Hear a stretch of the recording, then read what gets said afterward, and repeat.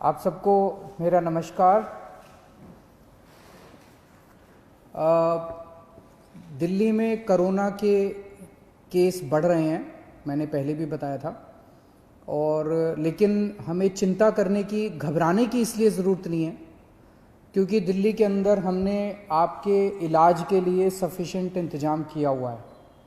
अगर आपके घर में किसी को कोरोना होता है तो हमने इंतज़ाम किया हुआ है कि उसको अस्पताल में बेड मिलेगा। अगर उसे ऑक्सीजन की ज़रूरत है, हमने इंतज़ाम किया हुआ है कि उसको ऑक्सीजन मिलेगी। अगर उसे वेंटिलेटर की ज़रूरत है, हमने इंतज़ाम किया हुआ उसे वेंटिलेटर मिलेगा। हमने देखा कि देश में, अपने देश में कुछ शहरों में और दुनिया भर में कई ऐसे बड़े बड़े देश हैं जहां कोरोना बहुत ज़्यादा फैल गया। वहां सबसे बड़ी दिक्कत क्या हुई? कोरोना अगर एक बार ही आ जाए तो फैलता तो है, लेकिन दिक्कत ये हुई कि वहां पे अगर 8,000 पेशेंट थे, 20,000 मान लीजिए पेशेंट थे, तो बेड उनके पास 8,000 ही थे।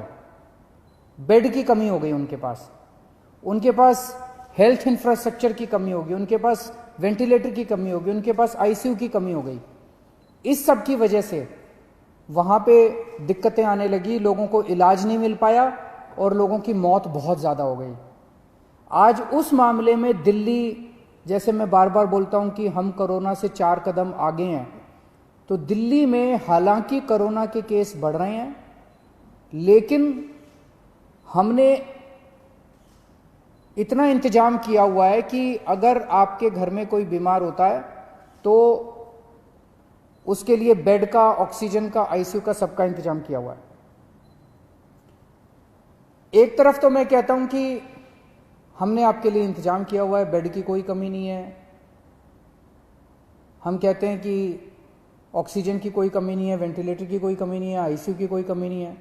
दूसरी तरफ कई बार लोगों के फोन आते हैं, लोगों के मैसेज आते हैं, जी मैं दर दर भटक रहा हूं, मेरे को बेड नहीं मिल रहा, मैं इस अस्पताल में गया, फिर इस अस्पताल में गया, फिर इस अस्पताल में गया, मुझे बेड नहीं मिल रहा।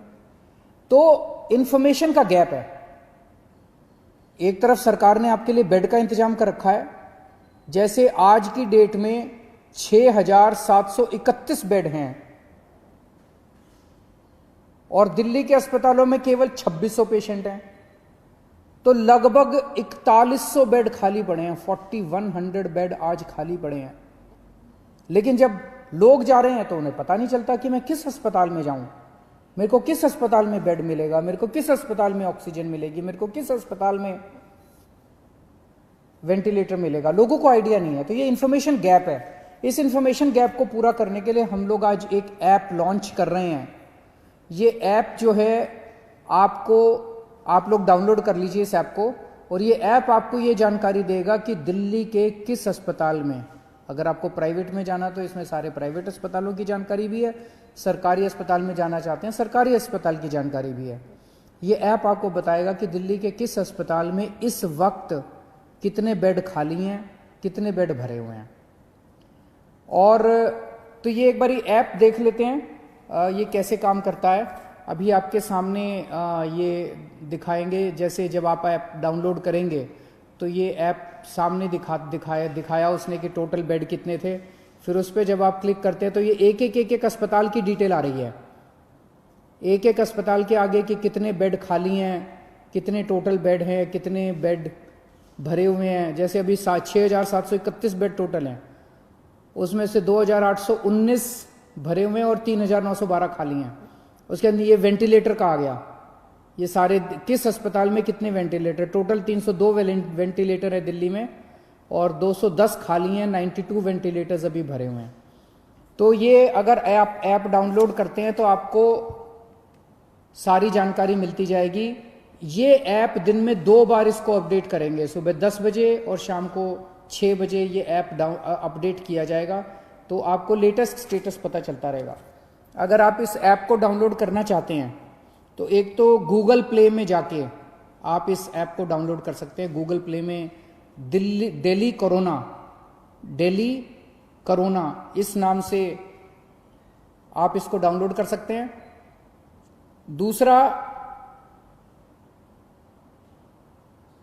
आप इसका वेब पेज भी खोल सकते हैं। अगर आपके पास ऐप नहीं है तो इसका एक वेब पेज बनाया गया है, delhifightscorona.in, delhifightscorona.in/beds। इसके ऊपर भी आपको ये सारा बेड्स का स्टेटस मिल जाएगा।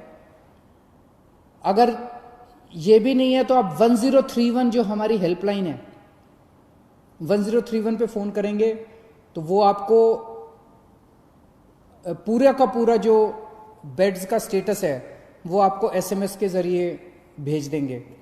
और या आप इस नंबर पे, अगर आप व्हाट्सएप नंबर है 8800007722, इस नंबर से भी आप इस ऐप को डाउनलोड कर सकते हैं। आपने ऐप से डाउनलोड कर लिया, आपने ऐप डाउनलोड कर लिया, आपको पता चला कि इस अस्पताल के अंदर इतने बेड खाली हैं। आप उस अस्पताल में गए, ऐप में लिखा है कि इतने बेड खाली हैं, आप उस अस्पताल में गए, अस्पताल ने आपके जाने के बाद आपको एडमिशन देने से मना कर दिया, फिर आप क्या करेंगे? इसका हमने पूरा इंतजाम किया है। आप 1031 पे, वहीं अस्पताल के रिसेप्शन पे बैठ के 1031 पे फ़ोन करना और 1031 पे आप बताना कि मैं अस्पताल में हूँ, ऐप में लिखा हुआ है इसके अस्पताल खाली हैं, ये मुझे एडमिशन नहीं दे रहे। 1031 पे तुरंत हमारे स्पेशल सेक्रेटरी हेल्थ के पास फ़ोन पहुँचेगा और वो स्पेशल सेक्रेटरी हेल्थ उस अस्पताल से बात करके आपको ऑन द स्पॉट मौके पे बेड दिलवाएंगे। इसका पूरा इंतजाम किया हुआ है। लेकिन एक चीज़ का ख्याल रखना, जैसा मैं बार बार बोल रहा हूँ, आज दिल्ली के अंदर 20,000 से ज़्यादा केस हो गए, लेकिन केवल 2600 लोगों को अस्पताल में एडमिट होने की ज़रूरत पड़ी। आज की डेट में भी 6-7 हज़ार लोग अपने घरों के अंदर इलाज कर रहे हैं, उनको अस्पताल आने की ज़रूरत नहीं है। अगर सब लोग अस्पतालों में आने लग गए तो अस्पताल भर जाएंगे। ये मैनेजमेंट करना बहुत ज़रूरी है।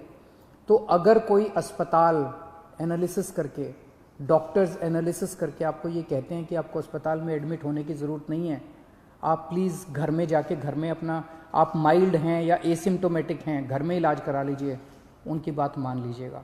वहाँ पे आप ज़बरदस्ती मत कीजिएगा कि बेड आपको दिया जाए। डॉक्टर्स अगर कहते हैं कि आपकी बीमारी सीवियर नहीं है, आपका घर में इलाज हो सकता है, आप घर में इलाज कर लीजिए। और घर में जब जाएंगे तो चिंता मत करना, हमने एक टीम लगाई है, वो दिन में 2 बार 3 बार आपसे बात करेगी, आपके परिवार वालों से बात करेगी, और अगर आप घर में सीरियस हो जाते हैं तो फिर आपके लिए बेड का इंतजाम कर देंगे। तो सब लोग, मुझे लगता है कि ये जो इन्फॉर्मेशन गैप था, जो बहुत बड़ा गैप था, वो ख़त्म हो जाएगा। आपको क्लिक ऑफ द बटन पे पता चल जाएगा कि किस अस्पताल के अंदर कितने बेड हैं और आपको अब बेड की चिंता करने की ज़रूरत नहीं है। शुक्रिया।